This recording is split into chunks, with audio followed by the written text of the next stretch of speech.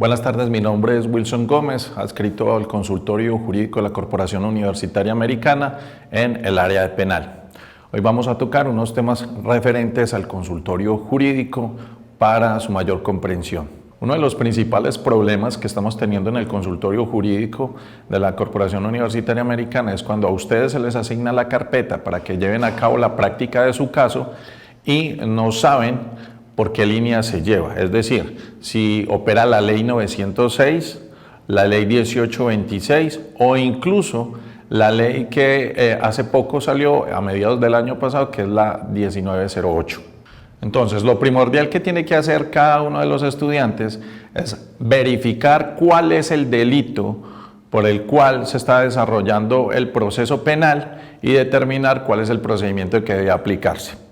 En ese sentido, tendríamos entonces la ley 906 del 2004, que es el procedimiento ordinario, la ley 1826 del 2017, que es el procedimiento abreviado, y la ley 1908, que entró en vigencia el 9 de julio del 2018 y que modifica tanto el Código Penal como el Código de Procedimiento Penal para los grupos delincuenciales organizados y los grupos armados organizados, más conocida esta ley como la ley de sometimiento. Bueno, entonces hay que tener en cuenta, lógicamente, cuál es la estructura de cada uno de estos procesos, tanto de la ley 906 como del procedimiento abreviado, al igual que lo que modifica la 1908 del año pasado. Para eso tenemos que tener en cuenta es que la ley 906 tiene una estructura ya establecida, la que vimos en las clases anteriores, es decir, habían unos hechos, unas audiencias preliminares, que incluso ya sabemos que son 47 audiencias preliminares o incluso más, pero las de impulso del proceso siempre sabemos que sería legalización de captura, formulación de imputación y medida de aseguramiento. Luego vendría la acusación, después la preparatoria y por último el juicio oral. Esa es la estructura que nosotros tendríamos en la ley 906. Pero cuando estamos hablando de la ley 1826, tenemos una estructura completamente diferente y ustedes deben de diferenciar esa situación. Primero, tendríamos entonces lógicamente unos hechos, unas audiencias preliminares igual, pero dentro de esas audiencias preliminares desaparecería la formulación de imputación. ¿Cómo desaparece la formulación de imputación? Desaparece por el escrito de acusación. Ya no vamos a tener tampoco una acusación y una preparatoria, no, ambas se unen y forman una audiencia que se llama concentrada. El juicio tendrá una variación referente a lo del traslado de la sentencia, pero eso lo miraríamos más adelante. Esa es la parte de la estructura que se determina referente en el proceso abreviado frente a la ley 906. Fíjense que la ley 1826 del 2017, para saber cuáles son los delitos que se determinan en ese ámbito de aplicación, es necesario que ustedes lean el artículo 534 del Código de Procedimiento Penal. Ese artículo 534 establece una lista de los delitos que son considerados bajo la luz de la ley 1826 y es necesario saberlos precisamente para saber cuál es el procedimiento a aplicar. Ese mismo artículo 534 determina que cuando haya concurso de delitos frente a uno que se lleve por ley 906 o otro que se lleve por ley 1826, se aplicará siempre el procedimiento ordinario.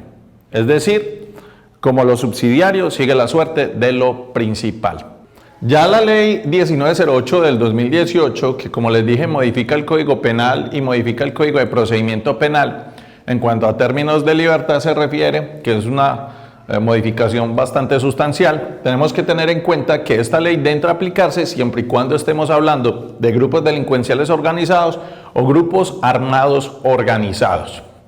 Me refiero al primero, por bandas de delincuencia común, BACRIM, y los grupos armados organizados, ya estaríamos hablando de guerrilla. Esa definición la pueden encontrar en el artículo 2 de la ley 1908, en donde se plasma allí la diferencia entre grupos delincuenciales organizados y grupos armados organizados. Entonces tendríamos que saber, lógicamente también, cuándo empezó a regir la ley, que como les dije es el 9 de julio del año pasado, del 2018. Entonces, para explicarlo una vez más, recordemos la estructura de la ley 906. hechos, audiencias preliminares, acusación, preparatoria, juicio oral, entendiendo como audiencias de impulso del proceso, la legalización de captura, la formulación de imputación y la medida de aseguramiento. Pero en la ley 1826, el procedimiento abreviado, tendremos los hechos, las audiencias preliminares, pero lógicamente dentro de esas audiencias preliminares de impulso del proceso estaría la legalización de captura, pero la formulación de imputación ya cambiaría por el escrito de acusación. Igual habría también medida de aseguramiento. La acusación y la preparatoria, que son dos audiencias completamente separadas en la ley 906, independientes, quedan unidas en una sola audiencia en el procedimiento abreviado, que sería la audiencia concentrada. Igual lo del juicio oral estaría presente en el procedimiento abreviado. Recordemos también que el hecho de que haya una imposición de medida de aseguramiento tendría tres alternativas para seguir. El caso sería, si me imponen medida de aseguramiento, podría apelar, siguiendo los términos del artículo 177 del Código de Procedimiento Penal. Podría buscar la sustitución, teniendo en cuenta lo del artículo 314 del Código de Procedimiento Penal, y podríamos también buscar la revocatoria de la medida de acuerdo al artículo 318 del Código de Procedimiento Penal. Una vez impuesta la medida de aseguramiento, lógicamente ya pasaríamos a la fase de la acusación, pero hay unos términos para ello, y esos términos son los que debe seguir el fiscal. El fiscal tiene unos términos establecidos incluso en el artículo 175 del Código de Procedimiento Penal para acusar o precluir, de acuerdo a lo que tenga de elementos materiales probatorios, evidencia física e información legalmente obtenida. Esos términos de los que habla para que el fiscal tenga para acusar o para precluir, como lo digo, están determinados en el artículo 175 y tendríamos 90 o 120 días. 120 días si se dan las tres siguientes características. Primero, si estuviéramos hablando de concurso de delitos, de acuerdo al artículo 31 del Código Penal. Si estuviéramos hablando de justicia especializada, de acuerdo al artículo 35 del Código de Procedimiento Penal, o si fueran tres o más las personas implicadas en la investigación. En resumen, el fiscal tendría 90 días, ¿sí?, para acusar o precluir, o 120 días para acusar o precluir siempre y cuando estuviéramos en esas características que acabamos de señalar: concurso, justicia especializada o tres o más. Aquí vale la pena señalar la diferencia que existe lógicamente entre la preclusión y el archivo de las diligencias. La preclusión entendemos muy claro que es la terminación del proceso. Para eso nuestro código establece en el artículo 332 7 causales por las cuales el fiscal puede precluir. Esas causales establecidas en el artículo 332 las señalaremos más adelante. Nos interesa es entender que estos términos de 90 o 120 días estaríamos hablando en términos procesales en días hábiles. Los términos de libertad son en días calendario, que es lo que vamos a mirar también más adelante frente a las causales de libertad.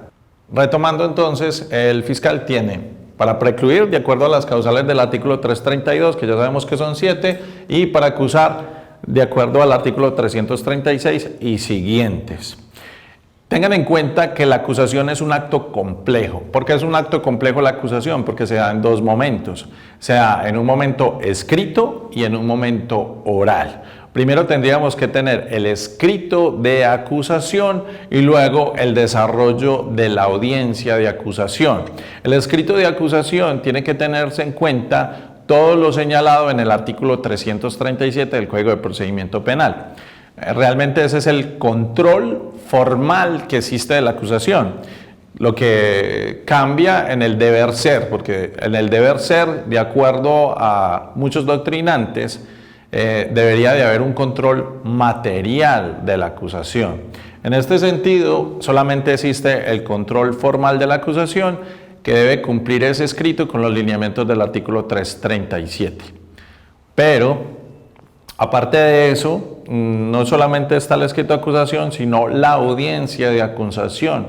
Y el trámite de la audiencia de acusación está presente en el artículo 339, que es lo que determina cómo es que se desarrolla la audiencia de acusación.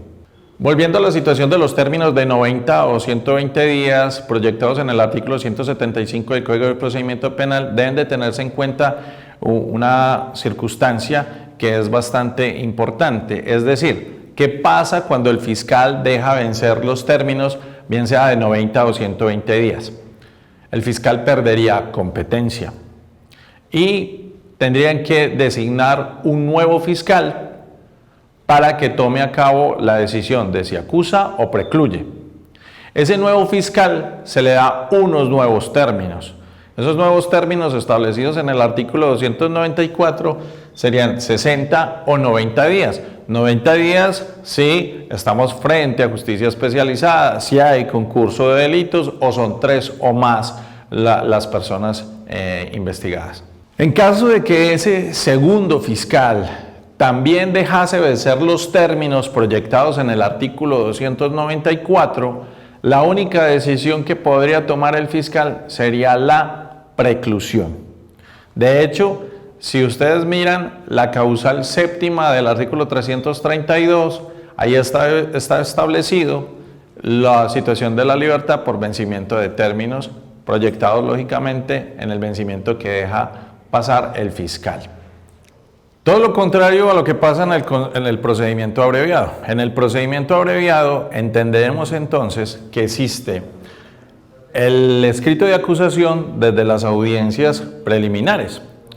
Frente a eso, el término que se tiene, incluso para llegar a la concentrada, está señalado en el artículo 541 del Código de Procedimiento Penal. Estamos hablando de, para ir a la concentrada, 60 días para preparar la audiencia concentrada y en otro término de 10 días se fijará fecha para la misma, tal cual como lo dispone el artículo. En sí estaríamos hablando de 70 días. Como estamos hablando de términos procesales, estamos hablando de días hábiles. Igual sería de la concentrada hacia el juicio oral, se tendrían, de acuerdo al 543 del Código de Procedimiento Penal, 30 días para llegar al juicio oral en el procedimiento abreviado. Como ven, la situación es diferente en el procedimiento abreviado, precisamente buscando la celeridad y que se dé trámite rápido a estos delitos que están dentro de este ámbito de aplicación, muy diferente a lo que ocurre con la ley 906. Volviendo nuevamente al procedimiento ordinario frente a la acusación, debemos de tener en cuenta que la característica principal de la audiencia de acusación es que la Fiscalía, primero, en su escrito de acusación, nos enuncia todos aquellos elementos materiales probatorios, evidencia física e información legalmente obtenida como ocasión probatoria que tiene en su poder. Es más, si ustedes miran el artículo 337 en el escrito de acusación, lo que tiene que tener el escrito de acusación, el numeral quinto determina los anexos frente a eso, es decir, lo que ya es todos los elementos materiales nos los entregan de manera física, no solamente enunciados como están en el escrito de acusación, sino ya de manera física para que nosotros entremos en su análisis.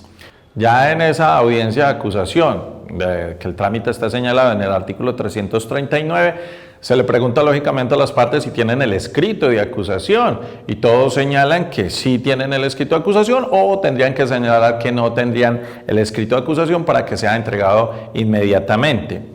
En esa audiencia de acusación, la Fiscalía tiene la obligación de entregar todos y cada uno de los elementos materiales probatorios, evidencia física e información legalmente obtenida que estén en su poder, entregárselos a la defensa. Entonces, entendiendo claramente esto, la característica principal de esta audiencia es que la Fiscalía enseña lo que ha venido recogiendo durante toda su investigación frente al caso que nos ocupe. En la primera parte de la audiencia de acusación el juez va a preguntar a las partes si hay causales de incompetencia. Ustedes tendrían que mirar desde el artículo 32 del Código de Procedimiento Penal y siguientes. Miraría si hay causales de impedimento o recusaciones, de acuerdo al artículo 56 del Código de Procedimiento Penal. Y también si hay nulidades. En este aspecto tendríamos que mirar de 455, 456 y 457 del Código de Procedimiento Penal para verificar si se presenta alguna nulidad al respecto. Ese es el momento procesal para señalarlo. Si no se hace, lógicamente no habrá otro momento para ello en el sentido de la acusación. Una vez evacuado esto, el fiscal leerá la acusación. Por lo general, siempre se hace una lectura del escrito de acusación y con eso queda formulada la acusación. Tengan muy en cuenta que en el momento en que se tenga por parte de ustedes los anexos, se ha presentado en la práctica que la Fiscalía determina que no tiene todos los anexos para entregarlos y señala que tiene 3 días para entregárselos a la defensa. Realmente no existe tal norma, incluso en la práctica se están basando, en una mala praxis, se están basando en el artículo 344, señalando este término de 3 días para entregar los elementos materiales probatorios, la evidencia física o la información legalmente obtenida, es decir, los anexos del numeral quinto del artículo 337. Pero una buena praxis señala que como no existe la norma y lo mismo que señala el artículo 337, es necesario que la Fiscalía entregue en ese momento todos los elementos que tenga en su poder. Y en esa situación tendría que darse en ese preciso momento, en la acusación. Si bien en la audiencia de acusación el fiscal debe de leer el escrito de acusación, por otra parte la defensa debe tomar ese escrito de acusación y verificar dentro de las pruebas, es decir, tanto lo testimonial, lo documental, lo pericial, que sí estén todos dentro de los anexos. Llegando a faltar alguno, debe pronunciarse al respecto y dejar constancia en registro de tal falta. Terminada la acusación, nos darán fecha para la audiencia preparatoria. Esta audiencia preparatoria, que la podemos encontrar desde el artículo 355 en adelante del Código de Procedimiento Penal, pasa lo contrario a la acusación. Es ahí donde la defensa descubre sus elementos materiales probatorios, su evidencia física y su información legalmente obtenida.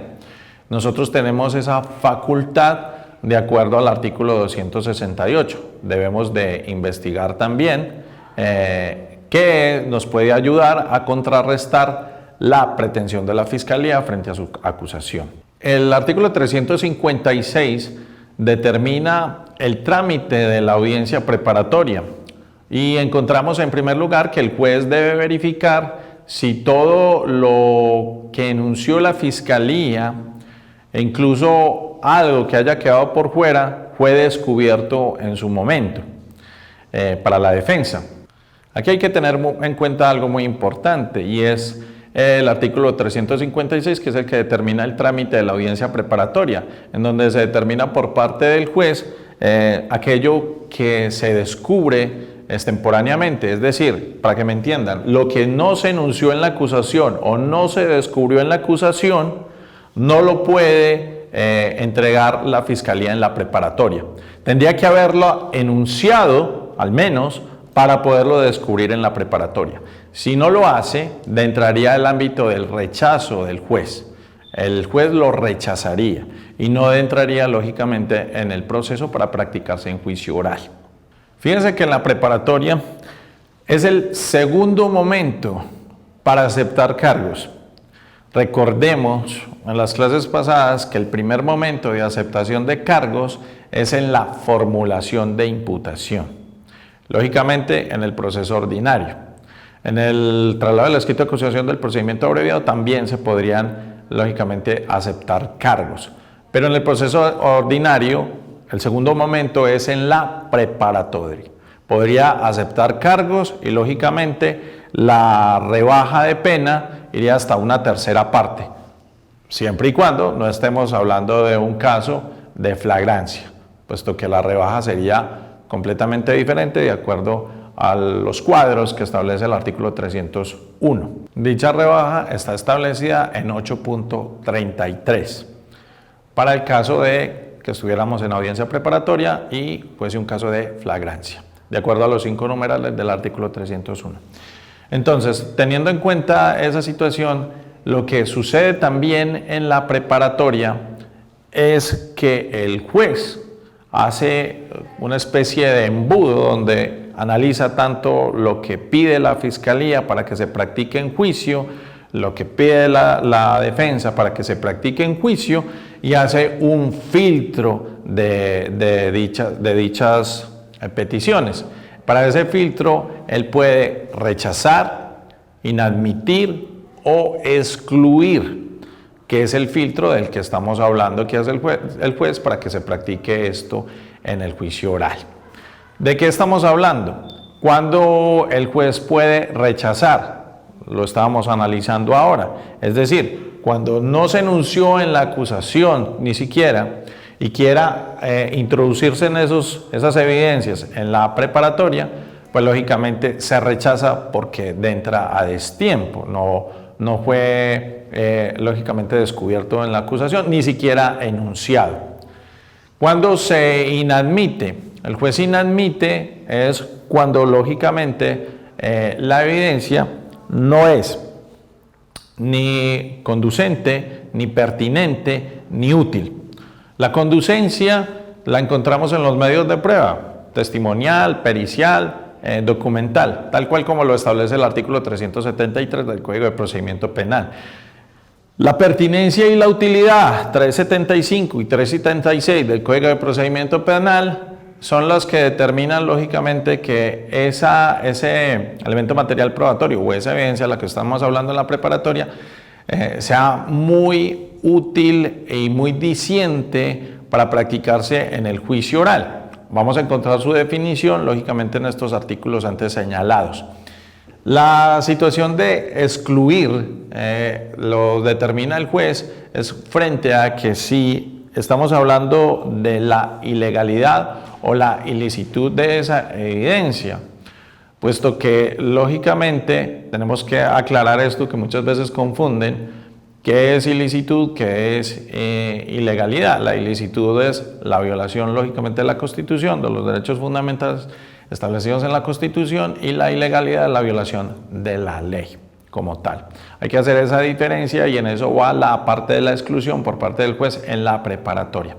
De acuerdo con esos dos últimos conceptos de ilegalidad e ilicitud, sería bueno que ustedes verificaran la norma perteneciente a la ley que modifica tanto el Código Penal como el Código de Procedimiento Penal. Estoy hablando de la ley 1908 del 9 de julio del 2018, la ley de sometimiento, que modifica incluso ciertos artículos, como lo digo, del Código Penal y del Código de Procedimiento Penal. En especial, modificó un artículo, o mejor, no modificó, añadió un artículo más a el concierto para delinquir, es decir, el artículo 340 del Código Penal, y señaló un nuevo artículo que es el 340A. Me permito leer la norma. El que ofrezca, preste o facilite conocimientos jurídicos, contables, técnicos o científicos, ya sea de manera ocasional o permanente, remunerados o no, con el propósito de servir o contribuir a los fines ilícitos de grupos delictivos organizados y grupos armados organizados, incurrirá por esta sola conducta en prisión de 6 a 10 años e inhabilidad para el ejercicio de la profesión, arte, oficio, industria o comercio por 20 años. No se incurrirá en la pena prevista en este artículo cuando los servicios consistan en la defensa técnica, sin perjuicio del deber de acreditar sumariamente el origen lícito de los honorarios. En todo caso, el Estado garantizará la defensa técnica.